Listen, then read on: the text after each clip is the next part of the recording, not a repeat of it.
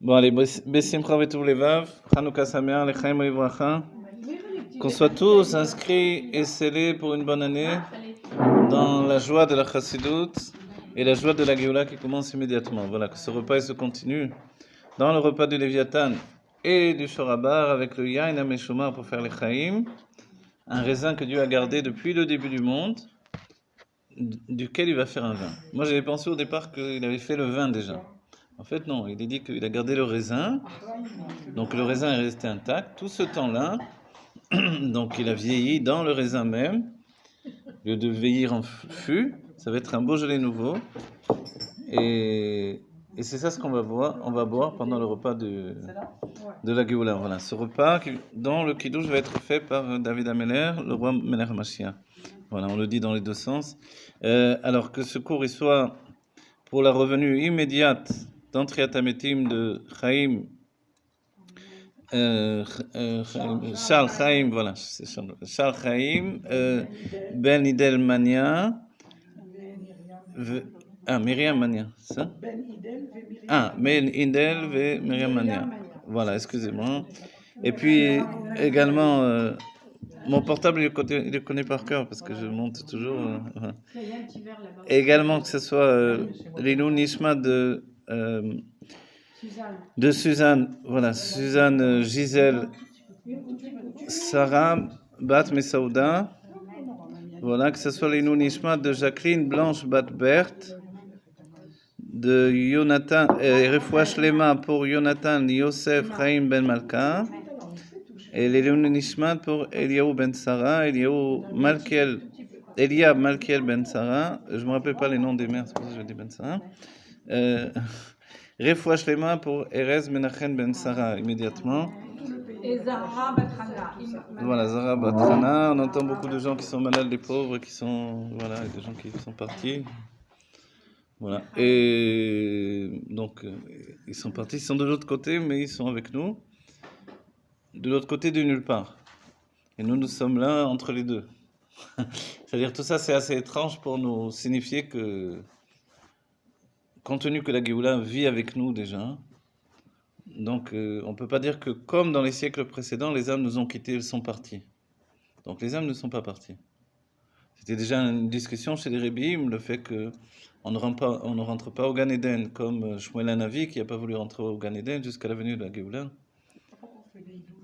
Alors on fait l'Inou Nishmat parce que l'âme peut s'élever.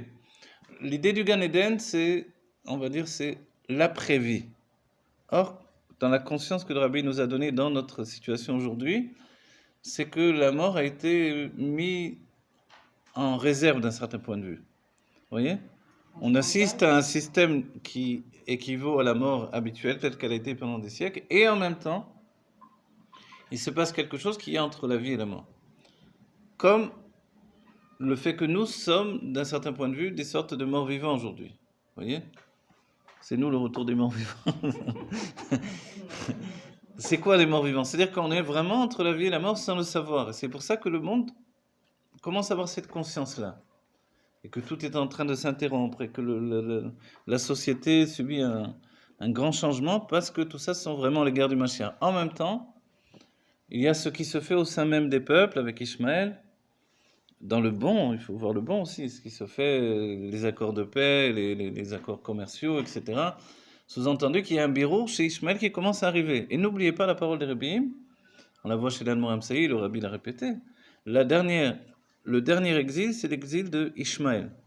Alors c'est vrai que quand on cite les exils, on cite Rome et Dom, donc c'est l'exil occidental. Et il n'y a pas vraiment écrit dans les sages l'exil de Ishmaël. Et il faut le trouver dans le Zohar. Et les Rabbim le rapportent d'après le Zohar. C'est-à-dire au sein de l'exil de Rome, de Édom, il y a l'exil de Ishmaël. Pourquoi alors il est cité quelquefois ou pas cité ? Parce que c'est justement à l'intérieur. Souvenez-vous, par rapport à Ishmaël, Yad Bakol ve Yad Kolbo. Donc il se trouve à l'intérieur des choses. Et c'est à l'intérieur qu'il est en train de transformer le monde. Donc je me dis, si effectivement le roi du Maroc signe des accords avec le peuple juif et reconnaît Jérusalem comme étant la ville des Juifs, et la suite c'est le Harabait, et et bientôt Moshe Dayan également, voilà. Qui va reconnaître que le Harabait appartient aux Juifs. Allez savoir, tout peut arriver. Donc, forcément, j'ai une sorte d'impression que les choses viennent de l'extérieur pour être koffer, pour obliger le Juif à réaliser ce qui est une évidence. C'est-à-dire que dès la construction de cette présumée Médina, qui est en fait la terre d'Israël, d'accord? La terre d'Israël, elle n'est pas une Médina comme les autres, elle est le pays de Dieu, et ses habitants sont des serviteurs de Dieu. Et ces Juifs sont des Juifs qui portent en eux l'âme divine, et dont le travail dans la matière du monde est de relier le divin avec la matière. Et c'est pour ça que Dieu nous a donné Torah et Mitzvot, et que on voudrait faire ça sans Torah et Mitzvot, on n'y parviendrait pas. Donc ce qui a été fait sans Torah et Mitzvot, forcément, ne peut pas aboutir en tant que tel, si bien qu'au bout du compte, on doit arriver à une situation où la terre d'Israël redevient ce qu'elle est réellement. La terre d'Israël n'est pas une Médina. Vous savez que le rabbi n'a jamais prononcé le mot Médina. Et quand le rabbi dit Médina, il dit à Médina à où? Vous avez vu certainement? Il parle de la Russie. Aïe, pardon, excusez-moi, je n'ai pas traduit. Ouais. Quoique les rabbins, des fois. Ils disent où. Ouais, ils disent où pour dire I. Ouais. Mais peut-être que le rabbi a dit à Médina Aïe plus précisément, mais à Médina Aïe. Il a cité aussi quelquefois. Il a cité. Pétersbourg, il a cité. Exactement. Donc, vous voyez, c'est-à-dire que l'idée de Médina, alors, c'est un nom qui est en rapport avec autre chose que la terre d'Israël, qui elle est le principe du dévoilement de l'essence. Donc, c'est pas juste ce qui s'appelle une Médina. Une Médina, après tout, qu'est-ce que c'est? C'est une construction politique, en fait. Voilà, une structure politique qui a été définie dans un endroit précis. La terre d'Israël, c'est plus que ça. C'est le créateur du monde qui nous a donné cette terre, après l'avoir donnée auparavant à des peuples qui ont préparé le terrain pour que l'on y revienne. On peut dire que la structure, c'est comme le corps de la terre qui est l'âme d'Israël. Si vous voulez, la structure est comme le corps de la terre d'Israël. Non, de la corps. La structure est comme le corps. Évidemment, c'est comme le corps. Et nous sommes l'âme de. En même temps, c'est Dieu qui est l'âme de toute chose. Donc il faut faire ressortir l'âme de la terre d'Israël à travers ce corps qui est la structure. Exactement, c'est très bien. Bon, on va dire les Chaim. On va souhaiter à chacun d'entre nous de rentrer dans notre Géoula Pratit, Kepshuto, dans la terre d'Israël, et le fait de ne pas oublier jamais que la terre d'Israël va se répandre dans le monde entier. Oui, c'est la suite de ce que vous dites. Mais c'est vrai que c'est relié l'un avec l'autre. Le fait de rassembler les exilés d'Israël, vous connaissez peut-être pas, mais moi je l'ai entendu en écoutant le Dvar Malchut par le Rav et aussi Gizbo. J'essaie d'écouter le Dvar Malchut à chaque fois. Et le Rabbi dit quelque chose d'intéressant. Il dit que, en fait, vous savez, l'état d'esprit de la Chassidut, c'est une klala, une malédiction est en fait une bénédiction. La malédiction, c'est le fait que les Juifs ont été dispersés dans le monde entier. Mais en même temps, les sages ont utilisé le terme que Dieu a fait par là une tzedaka. Tzedaka, c'est le terme tzedek, et on ne peut pas dire qu'une tzedaka c'est mauvais, puisque ça donne également la subsistance. Alors on va dire, quel est l'état d'esprit? Le Rabbi dit, en fait, c'est ça le Ufarasta. Rappelez, Ufarasta, Yama Vakenma, c'est-à-dire que le fait, vous répandrez, la descendance de Yaakov va se répandre dans tous les coins du monde, au nord, à l'est, à l'ouest, à l'est. En fait, le Rabbi nous dit, ça c'est fait par le fait de la dispersion des Juifs dans le monde entier. Et cet état d'esprit, c'est de voir ce qui a priori est terrible, un exil, comme une bénédiction. Donc, c'est-à-dire changer l'état d'esprit totalement de ce que l'on pense des choses. Évidemment, ça n'a pas été fait d'une manière agréable, ça n'a pas été fait avec le consentement de ceux qui ont été dispersés, etc. Ça a été terrible, mais c'est comme ça que Dieu a fait l'Ufarasta. Ok? Après, dans notre génération, le Rabbi l'a fait par le fait d'envoyer des Juifs dans le monde entier pour la Shlichut. C'est la suite d'Ufarasta telle qu'elle vient de notre propre gré, pour, on va dire, signer la finalité des choses. Mais au départ, ça a été fait comme ça. Est-ce que c'est un remez quand Yaakov va chercher les Kalim Ktanim? Le remez, là, il est... Alors, les Kelim Ktanim, c'est vraiment les dernières choses que l'on fait chacun personnellement. C'est-à-dire, on se demande qu'est-ce qu'on fait encore là, au bout du compte. Kalou Kolakitsim, toutes les fins ont été. Mais c'est quoi les Ce- Kélim les Kelim C'est Ket- c'est- Voilà, c'est tout ce qu'il y a dans l'inconscient qui nous appartient à chacun d'entre nous. Jacob a fait ce pas d'aller chercher dans l'inconscient des petites choses. Alors c'est lui qui nous a donné C'est lui qui nous a donné. la prise de conscience de l'existence. Voilà. Après tout le bagage. N'oubliez pas, qu'est-ce que représente Yaakov? Yaakov représente les sentiments. Et c'est là où on doit venir, on doit parler également de la Menorah et de la Hanoukia, forcément, parce qu'on est pendant Hanouka. Donc, les sentiments, c'est Yaakov. Yaakov représente l'âme divine telle qu'elle est investie dans le corps. Donc, en fait, la structure des sentiments. Chesed, Gvura, Tiferet, Netzar, Od, Yesod. Et ses épouses sont la Malchut. Yaakov et ses épouses doivent s'élever jusqu'au niveau de Chorma et Bina. C'est leur travail. D'accord? Yaakov va le faire en passant par le Da'at. Donc c'est là où on se retrouve dans la structure du Kohen Gadol qui arrive au Beth Amikdash et qui va allumer la Menorah. Vous avez vu quand la Menorah, comment elle est construite? Qu'est-ce que la Menorah en réalité? À la base de notre Hanoukia, la Menorah, elle a un socle, elle a une branche, et elle a plutôt une tige, on va dire, de cette manière-là, où on pourra dire, on va aller jusqu'au bout comme ça, et après elle a des branches. Ça nous rappelle quelque chose, ça nous rappelle un arbre. Un arbre a des racines, il a le tronc et des branches.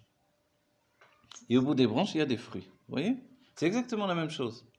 C'est pour ça que Ki Adam et Sassadeh, car l'homme est un arbre des champs. Donc nous sommes comme la Menorah exactement. aussi la forme. Oui, la forme, elle est là, elle a un socle, l'arbre a les racines, et puis le tronc va monter, Non. et puis... Non, la menorah, elle est comme ça. Non, non, alors Rabbi insiste sur le... Pas la Hanouka. Non, le Rabbi insiste sur le fait que la Menorah n'est pas ronde, et que au contraire, il faut aller rétablir... Ouais. Le rond, c'est donc la nature. Non. Justement, voilà. Le peuple la juif, cave c'est le Yosher, qui exactement. donne la direction. Voilà. Tout le monde entier. Vous savez que le Rabbi insiste, il le signe, il le dit, il faut rétablir le fait que la Menorah, selon le Rambam et le Rashi, c'est une Menorah qui est droite. Et ce sont les Goïms sur l'arc de triomphe de Rome qui l'ont dessinée ronde. Et le Rabbi dit, en fait, on rajoute à la chute du peuple juif.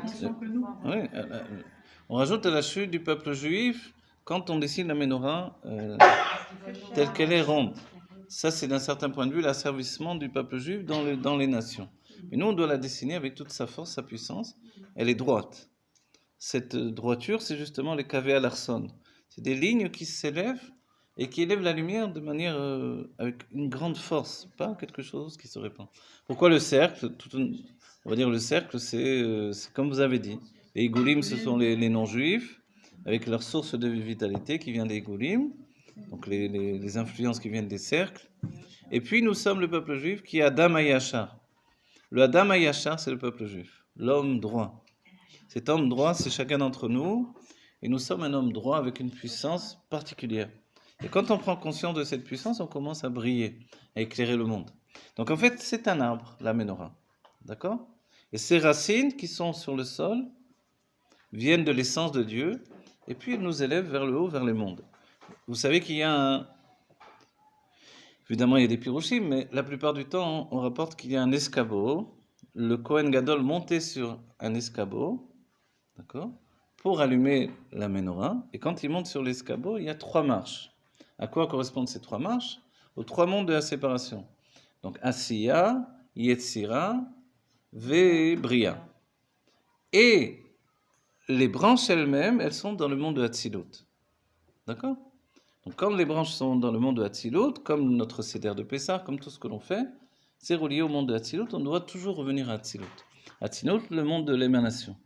Et dans le monde de l'émanation, le monde de Hatzilut, alors, nous avons les sphirotes qui sont du côté droit, les sphirotes qui sont du côté gauche. Et celle qui est au milieu. Du côté droit, alors bien sûr, là-dedans, il y a des tas de versions, comment on place les midot, les sentiments, les mesures de sentiments, dans la Menorah. Je vais vous donner une version, là, qui me semble logique. À droite, vous avez Chesed, à l'extrémité gauche, vous avez Gvura. Après Chesed, vous avez Tiferet. À l'extrémité gauche, je vais vous dire, vous avez quoi? Vous avez le Hod. Voilà. Voilà, voilà. De l'autre côté, du côté droit, vous avez le Netzar. Donc on a déjà nos 3 branches du côté droit. Là-bas, c'est Gvura, Hod et puis Malchut. Malchut, pourquoi du côté gauche? Prenez Tafreshenbet au début, il nous dit que la Malchut est du côté gauche. Et celui qui est au milieu, c'est le Yesod. Et c'est par le Yesod qu'on allume les autres lumières. Les autres lumières, ce sont des lampes. Et en fait, comme ça, on a la structure, une des structures de la menorah. Mais ce qui est intéressant pour nous, c'est de voir que si, dans notre monde, le socle est en bas, les racines sont en bas, et le tronc de l'arbre, c'est l'élévation, donc on a l'enfance, ce sont les racines qui sont en bas, il y a l'adolescence, et puis il y a l'homme adulte. Vous voyez? Et dans l'homme adulte, il y a aussi des fruits.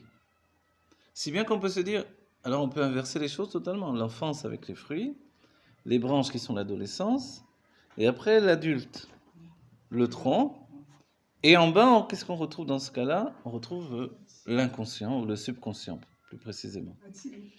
Le subconscient, alors ça c'est du haut vers le bas, et le bas, non, on a l'essence. D'un autre côté, en fait, ce que l'on ne sait pas, regardez, je vais essayer de l'imager avec mes doigts. J'étais court dans la main. Les doigts de sculpteur. Vous avez la menorah, vous voyez? Je vous fais ça pour que vous compreniez. Il y a en fait, c'est pas une menorah, c'est 2 ménorotes. Il y en a une qui est du bas vers le haut, et puis il y en a une qu'on ne sait pas, mais qui est du haut vers le bas. Vous voyez? Et les deux réunis, ça ressemble aussi à une étoile de David. Et c'est pour ça que c'est important que ça soit droit et non pas rond.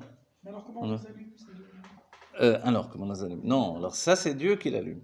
Ah ouais, d'accord. Il y a celle que Dieu allume, c'est-à-dire dans le monde de Hatzilut, voilà, les choses sont là. On va dire, mais alors là-bas, qu'est-ce qui se passe avec ces sentiments? Alors là-bas, hein, les choses se résument à des notions qui sont déjà autre chose. C'est-à-dire, on va dire, mais qu'est-ce qu'il y a là-bas? Puisqu'on est passé dans les sentiments, ensuite on va rentrer dans la Bina, et ensuite on va découvrir au-delà de la Bina, la Chokhmah et le Keter. Vous voyez?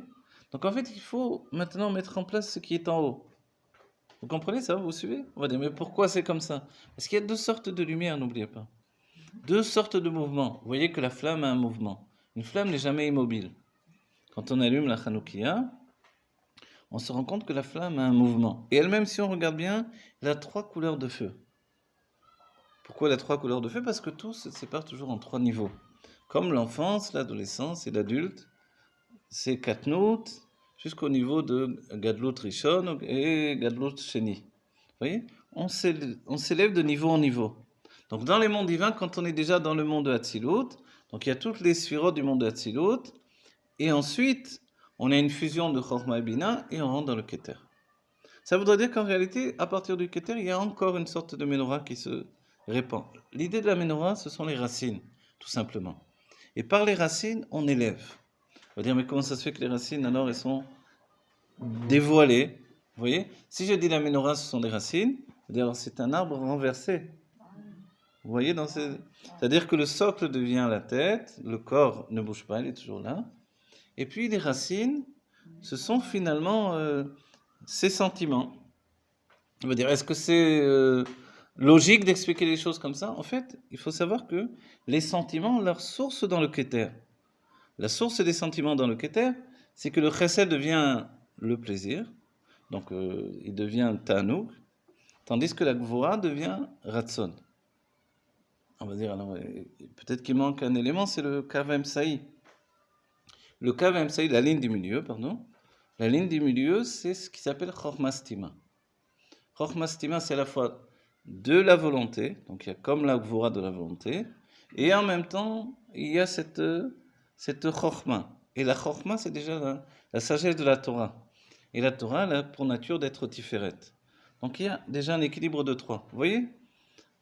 On va dire, en quoi ça nous aide tout ça, hein? Ça nous aide à comprendre que c'est quelque chose qui est illimité. Et que le travail que l'on peut faire sur les sentiments dévoile sur quelque chose d'extrêmement profond. Et que lorsque nous rentrons dans la Géoula immédiatement, Terefumé al-Mamash, dans la Géoula Amétit Vachlema, on va pénétrer dans toute la vision profonde de nos sentiments. Si bien que l'idée de l'humanité également, de chaque être individuellement, c'est comme cette menorah qui est en fait à l'infini. Il n'y a pas de fin. Vous comprenez? Et c'est pour ça que quand on veut essayer de comprendre la psychologie d'un juif, on se confronte à quelque chose qui est infini. Et quand au départ l'idée de psychanalyse a été mise en place, elle s'est confrontée immédiatement à l'infini de la découverte. C'est-à-dire que plus on donne de sortir et plus on sort. Aujourd'hui, même avec l'idée de l'hypnose ou semi-hypnose, on met quelqu'un sous hypnose et on lui fait sortir tous ses souvenirs, etc., etc., etc., etc., jusqu'au monde de la mer. Et après, on rentre dans les vies antérieures. Et on voit qu'en fait, il n'y a pas de fin réellement. Pourquoi il n'y a pas de fin? Parce qu'en fait, c'est un livre ininterrompu. Que venait faire le Kohen Gadol là-dedans? Le socle qui est attaché à l'essence de Dieu est en rapport également à ce qui se trouve comme étant le débris ou le déchet de la construction des mondes. Ce sont les shalosh klipot atmeot, les 3 écorces d'impureté dans lesquelles la plupart des âmes sont tombées, nous-mêmes, les âmes de nos générations qui sont les âmes des pieds. David Ameller était tombé dans les forces du mal également. Et le travail du Kohen Gadol a été de nous repêcher les uns après les autres, on va dire. Et le Kohen Gadol, c'est aussi le Nassiador de chaque génération. Quelquefois, il y a le Nassiador et le Kohen Gadol, ou alors ils fusionnent tous les deux ensemble. Quelquefois, il y a Moshe et Aaron. Ou alors, c'est comme Shmuel qui est Shakoul, qui a la valeur de Moshe et Aaron en même temps. Et dans ce cas-là, son travail, c'est d'élever toutes les âmes, d'être le Kohen Gadol à lui-même, à lui seul. Donc, qu'est-ce que fait le Kohen Gadol de chaque génération, le Nassiador? Il élève toutes les âmes et il nous sort des Amkei Klipot, de la profondeur des Klipot. Et le Rabbi a expliqué assez souvent qu'il y a même des tzadikim gumurim, des justes parfaits qui ont les racines de leur âme dans les forces du mal. Et que, en fait, lui aussi doit amener les choses à l'extérieur, de se découvrir dans une panim qui a priori apparaît comme la panim d'un rachat, pour être un tzadik parfait. Un tzadik parfait, a priori, c'est quelque chose qui n'existe pas. Pour être vraiment dans cette notion de perfection, il doit intégrer l'imperfection, et c'est notre travail d'aujourd'hui. C'est-à-dire que nous sommes attachés à des tzadikim, chacun d'entre nous, et c'est pour ça que nous sommes des tzadikim, mais notre travail, c'est de rajouter à ce tzadik l'imperfection de notre âme qui est insatisfaite.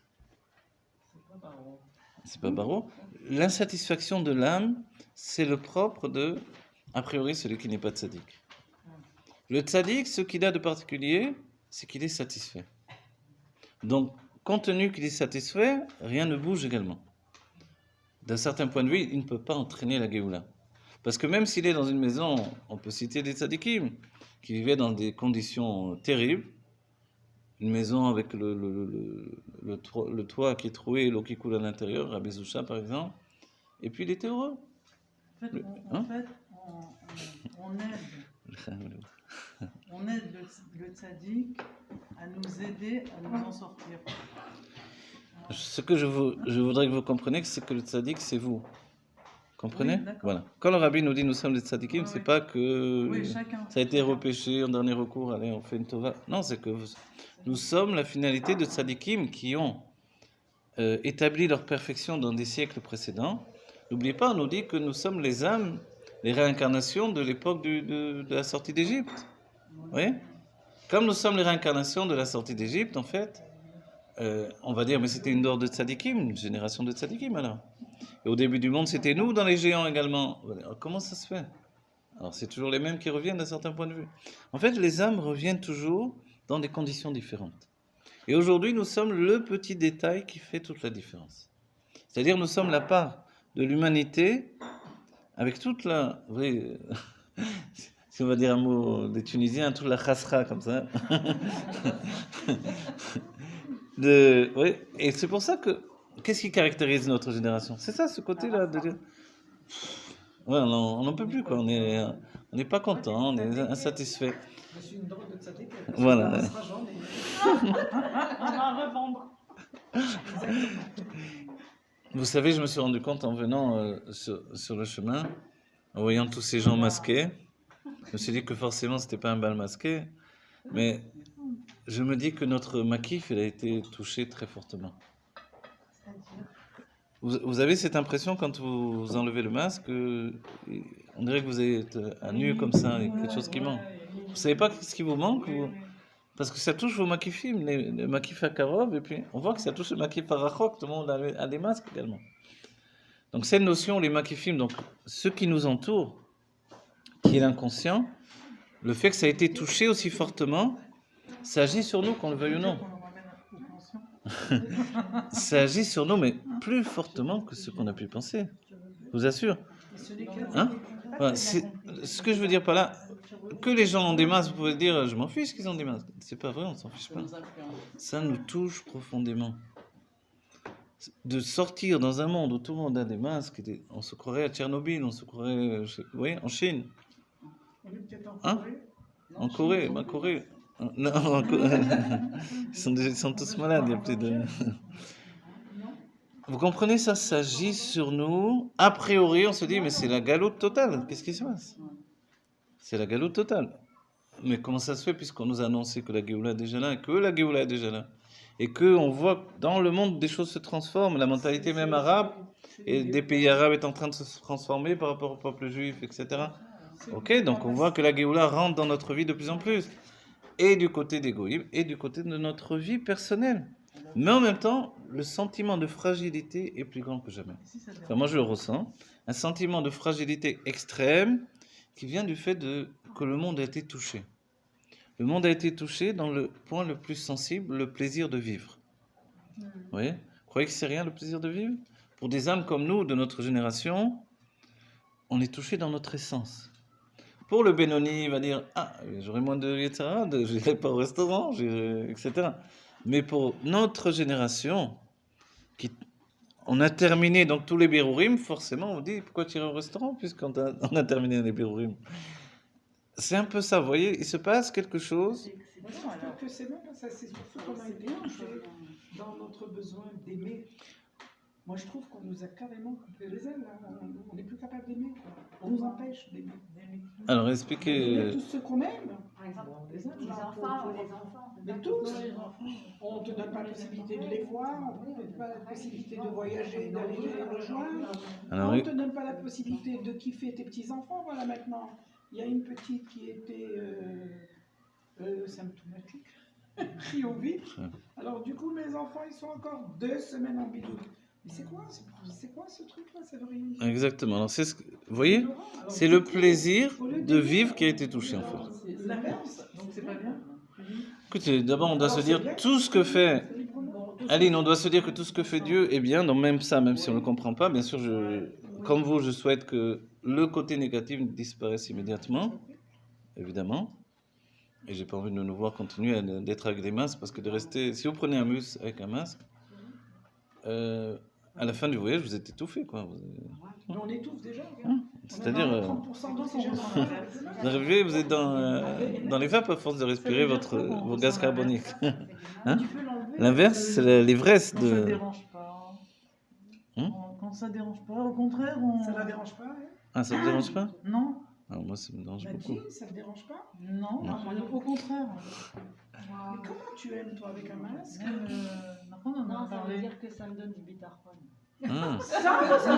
Ah, dehors, le fait qu'on ne vous voit pas. Ouais, c'est vrai. Passer Non, mais inaperçu. c'est une façon aussi de... Il y avait des siècles où les femmes se voilaient, se cachaient. Ma mère, Haïg. C'est vrai. Il y avait ces trucs-là. Pour les hommes, c'était plus... ouais. Non, mais c'est une façon d'être plus avec soi-même. Tu vas faire Mhm. l'interview comme ça? Bon, c'est vrai, écoutez. Ah, Moi, plus je suis dévoilée, plus je me sens bien. Ah, ouais, bon. Peut-être qu'il y a un travail par rapport à nous, par rapport à la vision des autres, etc. C'est vrai qu'on passe plus inaperçu. non, mais tout ce qui est restaurant, machin, même avant, ça me disait rien du tout. Oui, si on veut. Ce qui m'intéresse, c'est ce qu'on est en train de faire là. Bon, alors voilà, ce que l'on dit. Alors, non, alors regarde, évidemment, ça peut être que bien, puisque Dieu ne fait que le bien. C'est la vision de la Chassidut. Ok. Le fait que nous, on s'aperçoive que ça fragilise nos makifim, en termes de Chassidut, c'est normal, il faut en tirer une constatation. Donc, nos makifim, ça veut dire que notre inconscient a été touché. D'accord? Et la preuve en est que notre face est masquée. Vous savez ce que ça veut dire quand on voit la face? C'est-à-dire que le Chorma et Bina qui s'exprime, tout à coup est caché. Et quand on cache Chorma et Bina, c'est que l'inconscient prend le dessus. Vous voyez? C'est ce qui est en train de se passer. Donc ça aide l'inconscient. Donc c'est bien. Il y a un côté, c'est pour ça que je vous dis où c'est bien, il y a quelque chose qui se passe, on ne peut pas dire qu'il ne se passe rien. Donc comme nous sommes attachés à une étude plus profonde des choses, de la vie également, on regarde, on se dit, il y a quelque chose d'extraordinaire qui est en train de se passer dans le monde.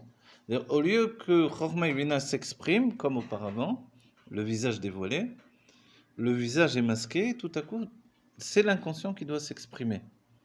Donc certainement qu'il y a des choses qui sont en train de se dévoiler au grand jour. Et peut-être que pour nous, c'est un passage pour le moment de la Géoula où la Chorma et Bina vont s'englober également dans l'inconscient, dans le Keter. Vous voyez? Qu'est-ce qu'après tout la Géoula? C'est le dévoilement du Keter. Quand le Keter se dévoile, Chorma et Bina sont totalement masqués. Ils sont voilés par l'éclat de la lumière du Keter. Mais c'est pas Moshe qui avait Moshe avait le masque, mais est-ce qu'il avait le masque sur la bouche ou... Ouais. Oui, il avait le masque sur le visage exactement pour ne pas dévoiler sa lumière. Voilà, pour ne pas dévoiler sa lumière. Oui, Moshe était masqué après avoir taillé les secondes louchot, les secondes tables. La lumière brillait de son visage, alors les peuples juifs avaient peur, donc il a masqué son visage. Et il le dévoilait que quand il enseignait la Torah. Pour ça, quand on enseigne la Torah, il faut bas les masques. Enlève le masque. Le Keter, il a un rapport avec les sentiments. Et bien sûr, Qui ont ce un que rapport l'on avec dit... le cœur, qui ont un rapport avec la Hava, qui Oui, ont un rapport avec le Havaya. bien sûr Voilà. que... Donc Ok. c'est comme ça qu'on voit l'infini. Effectivement, ce que l'on a dit, c'est que les sources du Keter, la source du Keter, ou les sources au pluriel, c'est vraiment l'inconscient. Il y a une image simple des Mekoubalim, regardez, les mains représentent les sentiments. Comme on a dit, la Chanoukia ou les branches d'un arbre, ça représente les sentiments. Et les mains, vous voyez, elles descendent jusqu'au niveau de Netzarveod, les jambes. Mais ce qui est extraordinaire, c'est qu'on peut les élever au-dessus de la tête. Sous-entendu que la source des sentiments, c'est bien au-dessus de la tête. C'est pour ça, Poter et Yadecha ou Al Netilat Yadayim, on lève les mains. Les Mekoubalim, si vous avez vu, ils font comme ça même. Ils n'élèvent pas au-dessus de la tête, mais au niveau de la tête pour que la source Metoukenet des sentiments passe par la tête. Mais là, d'un certain point de vue, le monde nous dit il faut masquer sa Chorma et sa Bina et aller au-dessus. Est-ce qu'on n'a pas déjà vu ça dans la Chassidut? Oui. Le Rabbi nous a dit, dans les termes de... Et les sages nous ont dit qu'à la fin des temps, à l'époque de la venue du Mashiach et de la Géoula Métidou Hashlema, alors on ne pourra plus, et le Rabbi Rachab l'a répété, on ne pourra plus aller d'après le Sechel. Vous connaissez cet enseignement du Rabbi Rachab? On ne pourra plus aller d'après l'intellect. Il va se passer quelque chose qui va faire que va se mettre en avant ce qui n'est pas de la part de la logique humaine, mais une logique divine. Donc on ne pourra plus se baser uniquement sur l'intellect comme précédemment. Ce qu'on connaît. Voilà. Est-ce que ce sont des choses qui vont qui vont être également l'égoïme aussi vont ressentir qu'il n'y a plus aucune logique qui vient de l'intellect parce qu'on est en train de nous raconter tout et n'importe quoi. Oui, je sais. Pour justement faire en sorte qu'on n'ait plus de logique. D'accord, exactement. Exactement, c'est ce qui se passe, exactement. Mais les goïms aussi sont en train de... Les goïms aussi sont en train de Alors, ça vivre. veut dire quoi? C'est-à-dire, d'un certain point de vue, comme au moment on a parlé tout à l'heure de Noir et de l'époque du déluge, on était tous dans la même situation. Donc aujourd'hui, on ne peut pas dire que ça ne touche pas les Bnei Noirs, oui, puisque le Rabbi a mis en avant les 7 mitzvot des Bnei Noirs. Donc les Bnei Noirs, donc les non-juifs, sont aussi en relation avec la conscience de la Géoula, qu'ils le veuillent ou non.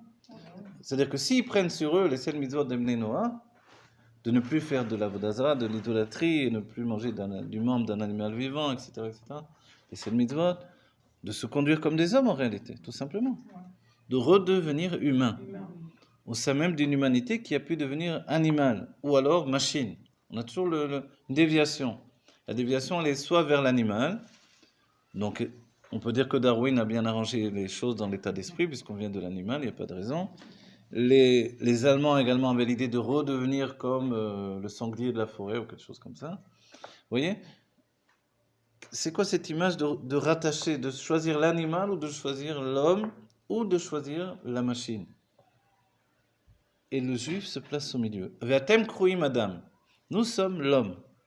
Donc le choix du juif, le choix de la conscience, de l'intelligence qui vient de Dieu et qui a été donné à l'homme juif, c'est un choix que les goïms doivent faire aussi, qu'ils sont en train de faire aujourd'hui. On sait que le peuple juif a déjà été jugé, qu'il n'y aura pas un second jugement, mais que l'humanité va être jugée. Juger, c'est, oui, jauger et juger, vous voyez? Jauger, c'est comme sous-peser des choses. Le jugement, c'est pas forcément qu'il doit être négatif dans le sens terrible des choses. C'est qu'il permet à chacun de s'équilibrer, de se trouver, voilà. Donc, celui qui le fait de par lui-même, forcément, il s'évitera un jugement négatif par rapport à la vérité des choses. Mais celui qui ne le fait pas, qui continue à vivre une vie animale alors qu'il est un homme, ou qui continue à voir les choses comme un ordinateur, comme une machine, alors qu'il est un homme, alors il n'a trouvé l'équilibre ni à droite ni à gauche. Et on peut dire que de manière générale, il y avait Ishmaël qui tendait naturellement vers le monde animal, ou alors la part animale qu'il y avait également dans Esav. Et puis, il y a la part occidentale de Esav qui elle tend vers les machines, l'ordinateur, la technique, la science, depuis le XVIIIe siècle justement.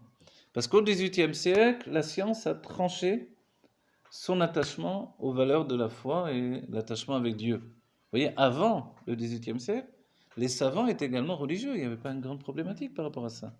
Au contraire, les savants étaient des grands religieux, Newton, etc. Et tout à coup, il y a eu une coupure et a commencé une lutte entre la foi et l'intellect. Et là, c'est la naissance également de la Chassidoute qui apporte la lumière du Keter. Et puis arrive l'Admor Hazaken qui lui va donner le dévoilement de l'intelligence juive, la construction du Adam, qui n'avait pas été construite encore en fait. Le Adam, Atem Kruim Adam, mais comment je suis un homme? Un homme, la Chassidoute explique qu'il faut qu'il y ait un intellect, il faut qu'il y ait un cœur, il faut qu'il y ait une action, des pieds. S'il y a cette structure-là, je suis un homme. Si c'est aligné. Si c'est aligné aussi. Si c'est aligné, c'est tout le travail que ça soit aligné. Maintenant, quand on masque la face aujourd'hui, et la face correspond à l'expression, c'est que finalement quelque chose est en train de se faire au-delà de l'intellect. Est en train de se répondre dans le monde au-delà de l'intellect. On l'a dit souvent et dans nos parachutes ces jours-ci, enfin ces semaines, on voit Yosef et ses frères, et c'est vrai qu'on se pose des questions par rapport au sujet même de la fraternité. Qu'est-ce que c'est la fraternité? Dans la source même des âmes, c'est que justement, quand les âmes se trouvent à proximité d'une même source d'âme, vous vous rappelez, il y a 600 000 âmes de base qui étaient à Matan Torah, qui sont les âmes générales, desquelles vont découler 600 000 étincelles, desquelles vont découler 600 000 étincelles, etc., etc. Donc, un frère et une sœur, un frère et un frère, une sœur et une sœur, tout ça, c'est un lien depuis la source des âmes. Donc, il se peut que ça a été évoqué quelquefois, on me l'a rapporté même dans le livre de Anaël, la petite fille qui était autiste, où il est rapporté que les familles permutent, etc. C'est vrai qu'il y a des bases de compréhension comme ça. Parce qu'une famille d'âmes, c'est pas forcément une famille telle qu'elle. C'est-à-dire, on ne revient pas toujours dans la même situation. Mais il y a une fusion des âmes qui revient de vie en vie. Et puis, quelqu'un qui pouvait être mon frère, tout à coup, il est devenu mon ami. Parce qu'il reste dans ma proximité quand même. Vous voyez? Quand on a des affinités avec quelqu'un, ça veut dire qu'on est... C'est-à-dire qu'on est une famille d'âmes. Donc une famille d'âmes... Non, aujourd'hui, tout le monde est là. Voilà. Parce qu'au départ, on est petits. Bien sûr, puisqu'on... Dans les deux, on va savoir. Les garçons lycées avec des filles. Alors au départ des choses, dans la tribu... Exactement, bien sûr que oui. Donc en fait, et puis c'est le propre du peuple juif, c'est une famille qui est devenue un peuple. Voilà. Et ce peuple a mis en place des tribus, etc. C'était la difficulté de Jacob d'amener cette lignée qui devait être tellement importante pour l'humanité, et pour la Géoula en particulier, de construire la Ménorah d'un certain point de vue. Vous voyez ? On retournera à à ce style-là de famille. Parce que dans le temps, il n'y avait pas le peuple, il y avait les familles. Mhm. Et, Vous savez, quand est-ce qu'on va retourner à ce style de famille, comme vous dites? C'est le fait que dans la Géoula, non seulement on va rester avec tous les gens que l'on aime, évidemment, d'accord? Et on restera toujours proche, mais en plus de ça, il va y avoir également les réincarnations. Les réincarnations, nos propres réincarnations de vie en vie, on va les reconnaître, ils vont nous ressembler, et on va se revoir dans plusieurs vies, etc. Et on ne peut pas dire que ça va être des étrangers, puisqu'on a partagé la même âme.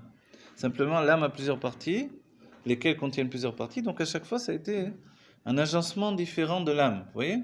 Donc une nouvelle composition de l'âme à chaque fois. Quels vont être nos rapports avec Nos rapports, ça va être exactement le rapport d'une famille. Ah, ok. Et on en a beaucoup. Ah, mais pensez bien, vous croyez qu'on est venu comme ça marchait? La Mourazaken, ça marche comme ça en une seule vie. Mais nous, à cause de la faute de Adam Arishon et le fait qu'on est tombé dans les forces du mal, d'un certain point de vue, entre guillemets, la peur de Dieu, chez Tio, ce qu'a dit le Nachash, chez Tio, que vous soyez comme les Elohim, chez Yodim Tovara, qui connaissent le bien et le mal. En fait, c'est notre situation également aujourd'hui, de connaître le bien et le mal. Mais à force de la fusion du bien et du mal dans notre nature, il y a dû y avoir tout le travail justement de jeter les Juifs, de les éparpiller dans le monde entier, pour ramener en fait les étincelles. Les étincelles, c'est la conscience de bien et de mal qu'il a fallu travailler, jusqu'à ce que le rabbi dise que c'est terminé. Il a décidé que c'est terminé. Il a décidé, c'est comme un psak halakha, c'est la force des rabbis. Quand un tzaddik décide, il décide pas comme ça parce qu'il a un feeling. Et en vérité, oui, il a un feeling, entre guillemets. Il ressent quelque chose qui le pousse vers ça, il sait que ça y est. Pourtant, les autres ne voient pas exactement, puisqu'à priori, on pourrait dire, mais si on continue à manger, c'est qu'il y a encore des birourim, etc., etc. Normalement, on aurait dû basculer directement dans le monde de Yichudim, où on ne mange plus de la matière. Et qui plus est, il va y avoir un moment où on ne mangera plus de la matière. Voilà, on ne pourra plus avoir les petits beignets et tout ça. Mais il y a en même temps toutes les annonces qui nous sont faites sur la Géoula, le repas du Mashiach, le repas de la Géoula. Donc on va dire, alors c'est pas vrai, regarde tout ce qu'on va manger là. Alors c'est vrai qu'il va y avoir des périodes encore. Des périodes, c'est important. Pour nous donner de nous acclimater. Vous sentez? Ouais, de nous associer à une nouvelle vérité, une nouvelle réalité. Nous ne sommes pas habitués à toutes les réalités. La preuve, regardez. Il y a des gens qui s'habituent très bien, voilà, comme vous. Vous êtes habitués très bien au masque. Vous, peut-être, ou alors c'est familial, je sais pas. Et puis, il n'y en a pas du tout. Certains juifs, par exemple, ça ne les embête pas d'aller à la choule et de prier avec le masque. Et d'autres disent, moi, je ne peux pas prier comme ça, je préfère ne pas y aller. Vous voyez? En dehors du fait de la peur de... les habitudes, tout ça. Voilà. Le fait de pouvoir rester comme ça, enfermé au-dedans de soi-même, c'est vrai. Si on doit y passer, il y a forcément une habitude de notre part aussi, si on doit passer par là. Il y a une volonté de Dieu là-dedans. C'est pour ça qu'on essaie de comprendre quelque chose au-delà de ce qui nous est imposé, on va dire, par les médecins n'y comprennent rien, les gouvernements n'y comprennent rien. On ne sait même plus qui dirige qui là-dedans. Qui décide quand et quoi. On a l'impression que tout est... Et c'est vrai qu'il y a une annonce que, au moment de la Géoula, la vérité disparaît. Donc dans le monde, la vérité est en train de disparaître. Et pourquoi? Ça revient au fait que l'on masque l'intellect. Il n'y a plus d'intellect qui... Personne n'est capable de vous dire quelque chose de sensé. Donc les gens se comportent comme des enfants. Voilà. Le dernier qui a parlé a toujours raison. Donc, si c'est moi, c'est moi. Vous comprenez? Et c'est un peu comme ça. C'est-à-dire, n'importe qui vient vous dire, ah, mais oui, c'est fini. Ah, et l'autre dit, mais non, pas du tout. Les vaccins. Les vaccins. Ah, il ne faut pas faire le vaccin. Mais oui, fais le vaccin. Pourquoi tu ne fais pas le vaccin? Tu es un assassin. Voilà, ouais. Dans le coude. N'importe qui met une blouse blanche et vous explique quelque chose et vous le croyez. Dans les réseaux sociaux, n'en parlons pas. Tel docteur a dit ça, tel truc. À partir de maintenant, C'est le cirque. les autres Covid, on dit la Covid. Ah bon? Bon. Ils ont inventé de ces trucs là. Bon. Alors, tout ça, qu'est-ce que c'est? C'est le dévoilement du Keter. Et le dévoilement du Keter, évidemment, c'est relié au fait de Hanouka. Hanouka, c'est une fête qui va rester dans la Géoula parce qu'elle vient de nous. Vous vous rappelez, l'enseignement du Rabbi, c'est que le Rabbi a dit que quand il y a eu une guerre entre les Me'atim et les Rabbim, ce que l'on dit à la Nissim, à Théorim et Atmeim, les Théorim l'ont emporté contre les Tmeim, donc les purs contre les impurs. Le Rabbi nous a dit, mais on ne peut pas définir que le non-juif rentre dans ces idées de pureté et d'impureté, surtout à l'époque du Beth Amikdash. Il n'était pas en relation avec le Beth Amikdash. Donc alors pourquoi on utilise ces termes-là? La réalité, c'était qu'il y a eu une guerre entre frères, entre juifs. Et le petit nombre l'a emporté sur le grand nombre. Le grand nombre, c'était ceux qui étaient hellénistes, hellénisés. Hélène, donc, Hélène de Troie, quoi. C'est la Grèce. Et la Grèce, son idée, c'est effroyable, extraordinaire, terrible. Et peut-être c'est pour ça aussi on cache l'intellect. Mais la Grèce, son idée, c'était d'enlever l'attachement au divin, à la Elokut. Vous comprenez ce que ça veut dire? C'est-à-dire que quand je fais une bracha, si c'est juste un minag, ça dérange pas du tout l'esprit grec. Quand j'étudie la Torah, c'est juste une science, il n'y a pas de problème.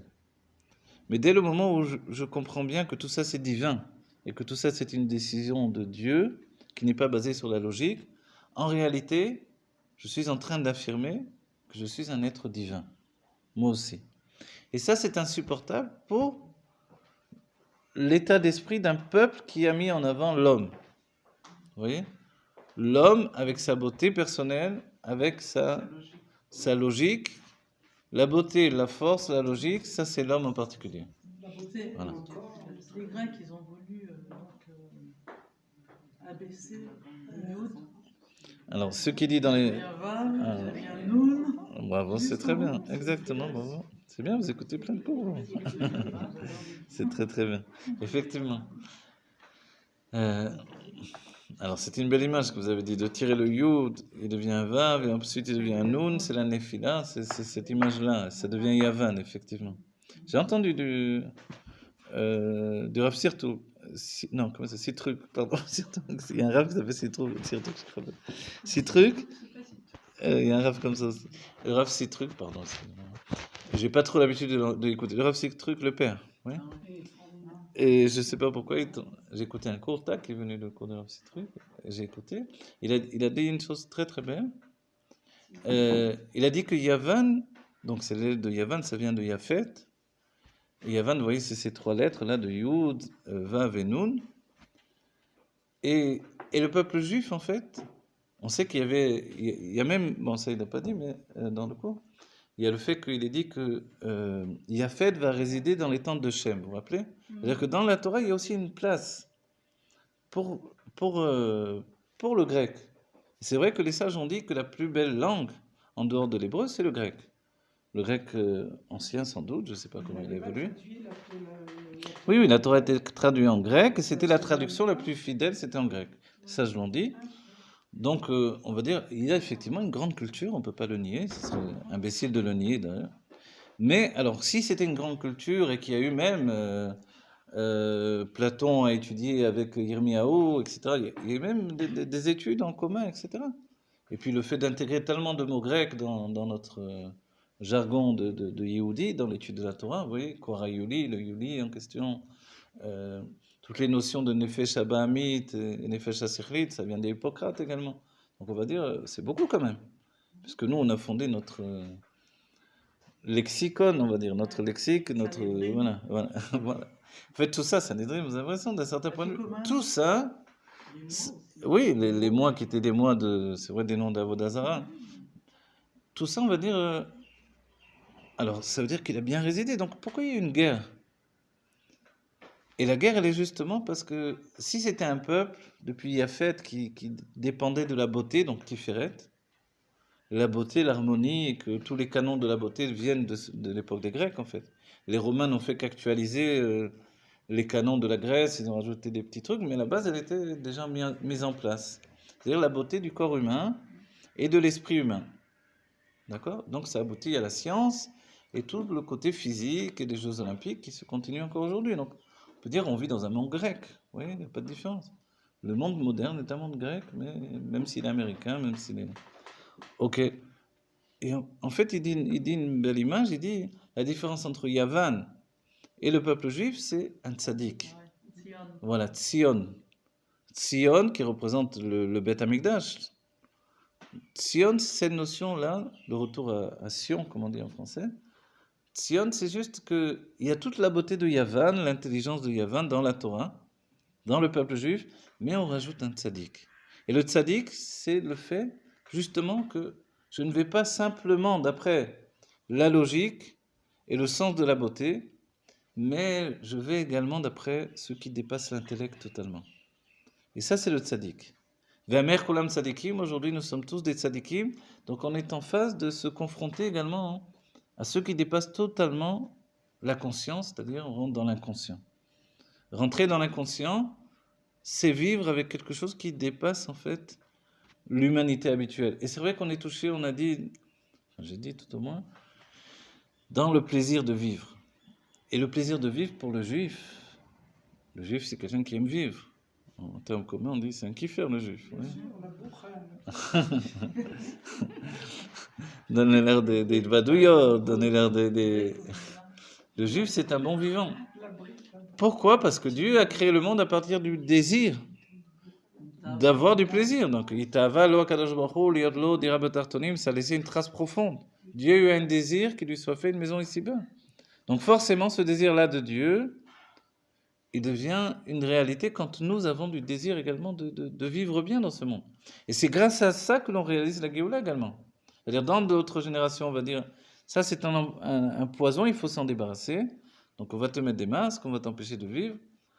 Alors, on comprend que ça ne peut pas être que ça uniquement, mais une autre expression du plaisir de vivre qui vient d'en haut, qui est un plaisir tellement grand, qui va faire que les plaisirs que nous vivons au quotidien vont être totalement effacés. Et c'est le sens profond de ce qui a été énoncé quand on dit que les mitzvot vont disparaître, que les korbanot vont disparaître, qu'a priori même les moadim vont disparaître, les mois, les fêtes des peuples juifs vont disparaître.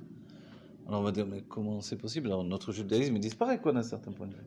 Non, il ne disparaît pas, mais la lumière va être tellement intense, tellement grande, que chaque jour va être plus élevé que Yom Kippour, plus élevé que Pessah, que Simchat Torah. La joie de chaque jour va être tellement intense, ça va être plus que Simchat Torah, plus que... C'est pour ça qu'on ressent moins les fêtes aussi. Mais le seul jour, oui, effectivement, mais le seul jour qui va rester, les deux seuls jours qui vont rester, les deux seules fêtes, c'est Hanouka et Purim. Hanouka parce que au sein même de l'obscurité, on a transformé l'obscurité en lumière, et c'est pour ça que on allume la Hanoukia quand l'obscurité pointe du nez. Nous on a l'habitude de le faire de l'Agdim, on fait au maximum pour l'allumer pendant la Shkia. Donc on n'attend pas qu'elle soit établie, mais autrement tout le peuple juif l'allume dans la nuit, tandis que la Ménorah était allumée dans la journée. La Ménorah avait une force limitée dans un certain point de vue. Elle était capable d'éclairer à partir d'une lumière existante. Et c'est pour ça que l'on dit, que vient dévoiler alors la lumière de Hanouka qui est fixée sur le chiffre 8 et non pas 7. La Ménorah c'est 7, les 7 branches. Donc ce sont les sentiments plus la Malchut, la royauté. Et alors c'est quoi cette 8e branche? On va dire c'est la Bina, forcément. La source des sentiments c'est la Bina. Et la Bina, elle, c'est là où se trouve la Géoula, où se trouvent toutes les promesses de l'Atid Lavo, de tout ça c'est la Bina. Et dans la Bina, en fait, il y a quelque chose qui dépasse la réalité. Et qu'est-ce qui dépasse la réalité? C'est un esprit qui est totalement libéré. C'est pour ça qu'on dit que la Bina, Pnimiut Bina, Pnimiut Keter, Pnimiut Atik, son intériorité, c'est pas la logique telle qu'on l'entend. Et pourtant, il n'y a pas plus logique que la Bina. On va dire qu'il n'y a pas plus logique qu'une femme, mais une femme, tout à coup, oui, une femme qui fait des comptes. Normalement, d'après la Kabbalah, on dit comme ça. Tu as de l'argent, tu la donnes à ta femme, elle va les garder, elle va les organiser. Oh, ben, c'est formidable. Donc elle est capable de faire des comptes, de savoir exactement, il faut dépenser ça, ça et ça. Mais elle ne dit pas tout la Kabbalah. C'est que la femme, quand elle passe devant un magasin, qu'elle voit... elle voit une belle robe, elle voit un beau truc, des belles chaussures, Ah, j'ai acheté ça. Et les enfants, ils sont presque nus. Regarde, ils ont plus d'habits. L'armoire est déborde d'habits. Ils ont plus de chaussures. Ah bon? Donc, c'est vrai qu'elle a ce côté. Et puis, tac.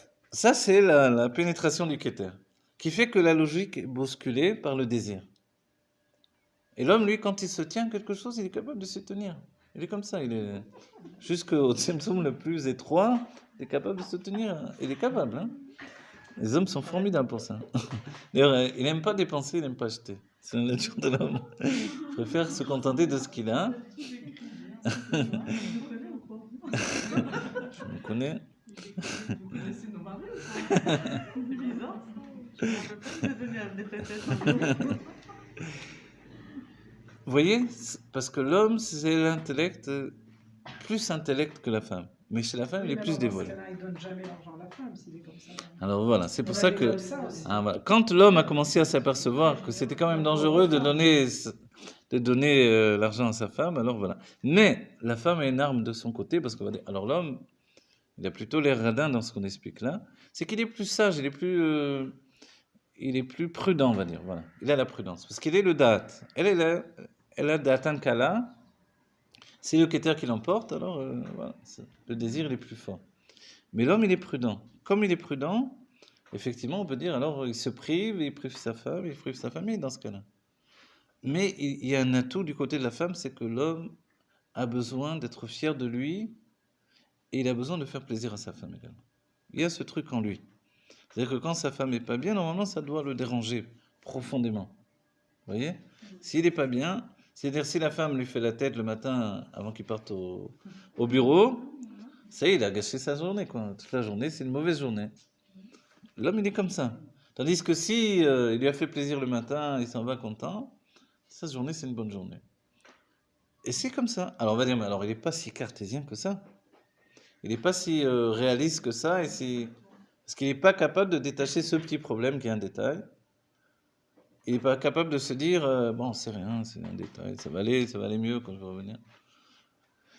En fait, non, ça lui gâche la journée parce que l'homme, finalement, d'une nekuda, il est capable de s'approfondir et de rester là-dedans enfermé. Et la femme a toujours elle a quelque chose, la femme, de particulier, c'est qu'elle est capable de désarçonner l'homme sur sa nature, sur sa tranquillité. Et lui, il ne recherche qu'une seule chose, la tranquillité. Donc on voit que Dieu nous a malmené le monde. On est dans une génération Nekeva, que Dieu est en train de bousculer tous les hommes qui avaient besoin de tranquillité. Ils sont en train de s'apercevoir que c'est moi qui dirige le monde. Dieu dit, Lia Kesef, Lia Zahav. C'est-à-dire, donnez-moi tout parce que c'est moi qui vous donne, et pas autre chose, pas d'autre situation. Mais peut-être que, il y a un autre sujet, on a commencé à l'aborder, c'est le sujet donc de la famille, des frères et sœurs, etc. Et tout ça, c'est assez particulier. Vous voyez, les frères et sœurs, c'est aussi un sujet à part entière. Dans nos familles, nous-mêmes, on a des frères, des sœurs, et puis le temps passe, et puis on habite dans des pays différents, ou si on habite dans la même ville, est-ce qu'on est en rapport les uns les autres? Quelquefois, des frères et sœurs ne se parlent plus pendant des années, et on s'étonne de se dire, mais si on vient de la même famille, si on a le même sang, si on a la même source de l'âme, comment ça se fait que c'est tellement une guerre fratricide? Et l'exemple même, c'est Yaakov, oui, mais ensuite Yaakov avec son frère Esav, et puis Yosef avec ses frères. Chez Yosef et ses frères, on est encore plus choqué, parce qu'Esav, bon, Esav c'était un bandit, d'accord. Donc le fait qu'il va tuer Yaakov, c'est compréhensible. Mais quand on voit Yosef et ses frères, on ne comprend plus rien. C'est quoi cette famille, hein? C'est Yaakov aussi. Qu'est-ce qu'il a besoin d'aimer Yosef puisque les autres... Alors, dans la profondeur des choses, on sait bien que... D'abord, on dit que... Voilà. C'est vrai, quand on lit les choses, on a l'impression que, bon, il n'a pas... Quand on approfondit la coutonnette de Passim, donc la tunique avec des rayures, c'était pour continuer les mondes divins jusqu'à Yosef. En fait, Yosef, c'est vrai, était formé pour être le prochain Nassiador. C'est vrai. Et le travail des frères était de se soumettre devant Yosef. Mais c'est pas une chose facile. D'accepter qu'on est tous pareils, mais lui, il est différent. Il y a un problème. C'est très difficile.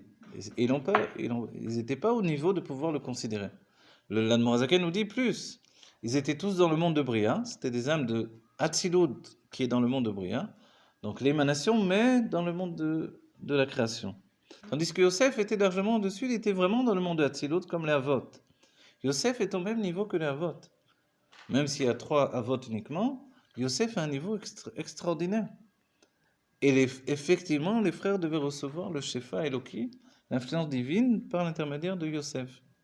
Mais accepter une telle chose, Ils ont eu peur d'être inversés voilà. comme. Exactement, ils avaient peur de l'antécédent, ils avaient peur de ne plus être les juifs de la famille, qu'à nouveau il y allait avoir qu'un seul juif, un seul héritier de la richesse du peuple juif. Donc c'était d'une certaine manière une guerre les Shem Shamaïm qui s'est faite entre eux. Mais nous, dans nos familles, on va dire ici, les frères, on se dispute, et si on n'est pas d'accord, qu'est-ce que la base de tout ça? Le Harizal a un peu répondu à tout ça.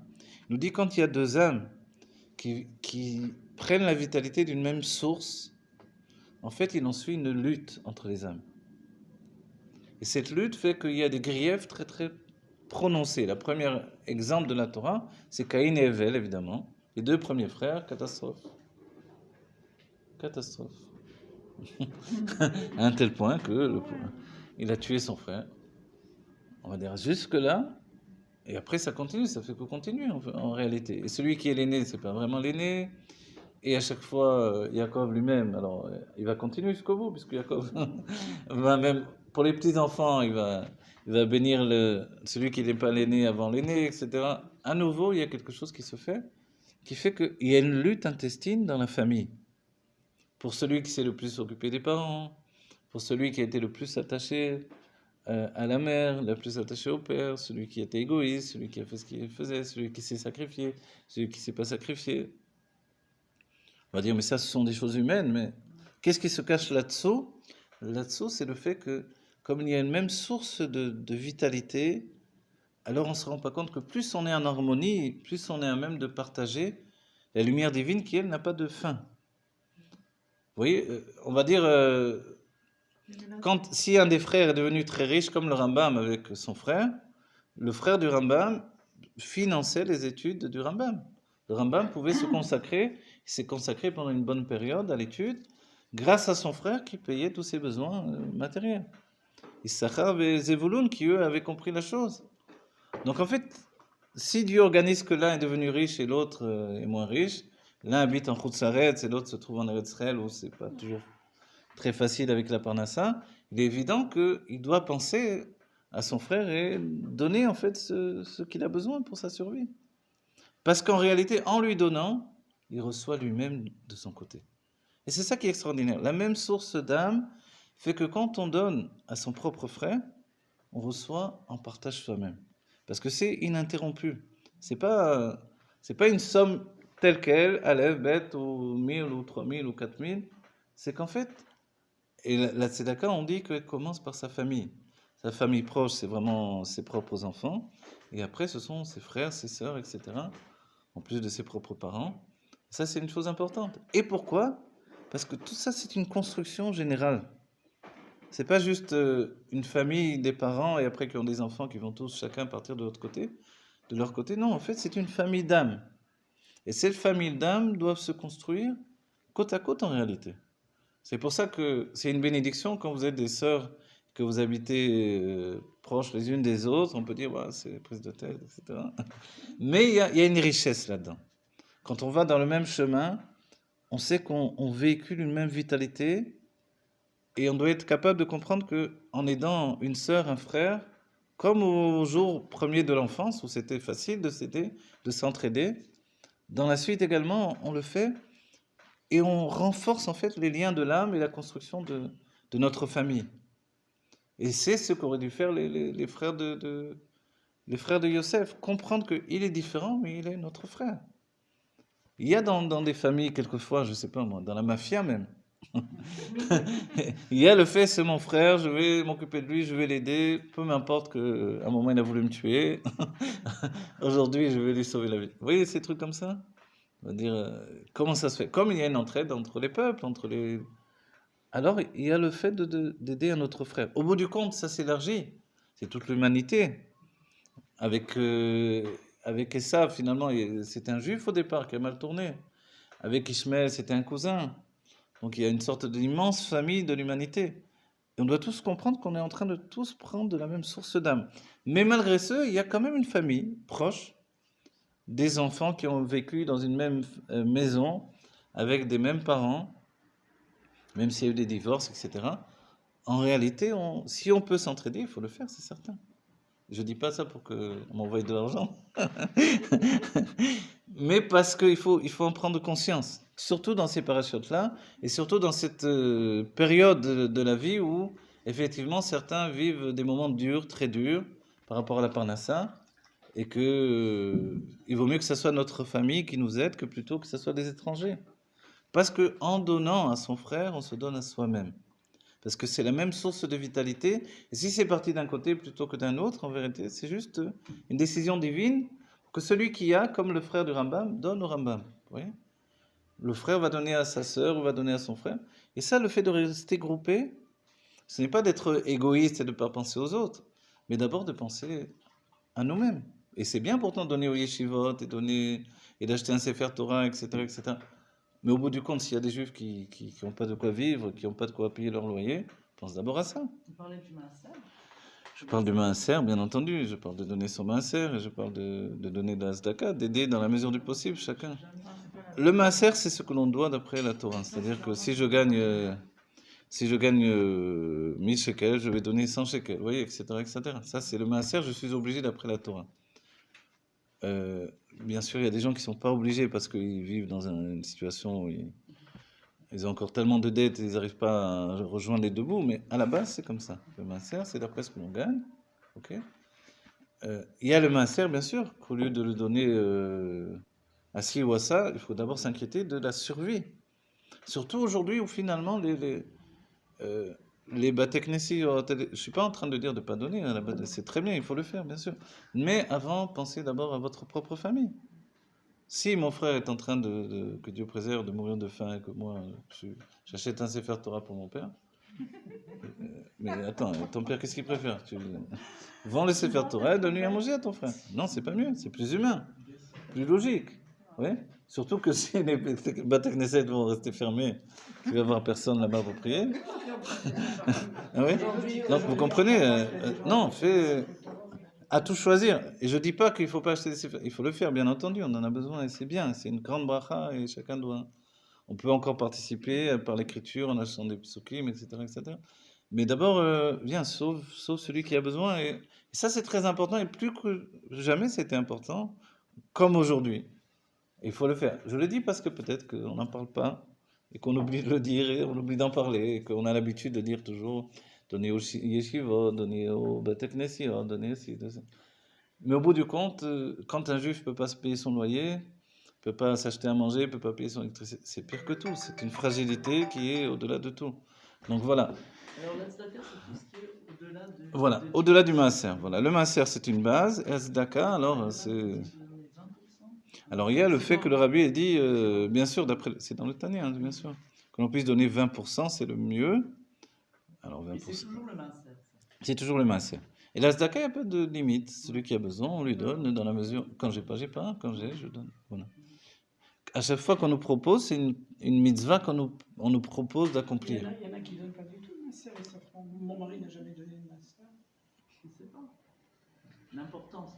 Alors, voilà, celui qui a compris l'importance et qui l'a donné, alors certainement que vous l'avez donné vous et vous avez établi de donner. Voilà. Je peux même pas. En vérité, c'est votre argent, d'un certain point de vue, votre argent que Dieu vous a donné de manière commune, vous voyez, ou particulière. Mais vous êtes le mérite de votre mari quand vous donnez de votre côté, bien sûr. Bon, je ne sais pas quelle heure il est. Midi et demi, ça va, encore un petit peu de temps. On va faire les chaim. Les chaim, les brachas. C'est vraiment bon. Il y a un rapport entre... C'est délicieux. Je vais en acheter parce que je crois que je vais le Est-ce qu'il y a un rapport entre les dates de 25 pour chacun? Tous. Chaim et les brachas pour chacun. C'est vrai qu'il faut le dire, tout le monde le dit, tout le monde le sait, mais on doit le rappeler. Hanouka, c'est la lumière du Or HaGanut, c'est-à-dire la lumière des Sheshet Yemei Bereshit. C'est la lumière qui a brillé avant la lumière du soleil, avant la lumière de la lune, avant les jours en réalité. Donc c'est le jour avant le jour. Donc quand on fait briller l'obscurité, D'où on va prendre la lumière qui fait briller l'obscurité? C'est justement la lumière du Oraganus, la lumière qui va briller, elle, dans la Géoula Amétite Vachlema. Bon, que ce soit Teref ou Mian Mamash, immédiatement. Voilà, c'est la même lumière que de la Géoula. Voilà. On va terminer là ce cours, comme ça on continue un petit peu en niveau d'autres. Voilà, pour chacun, qui est que du bonheur que Pshuto Mamash et que cette lumière de Hanouka elle se continue à l'infini, Teref ou Mian Mamash.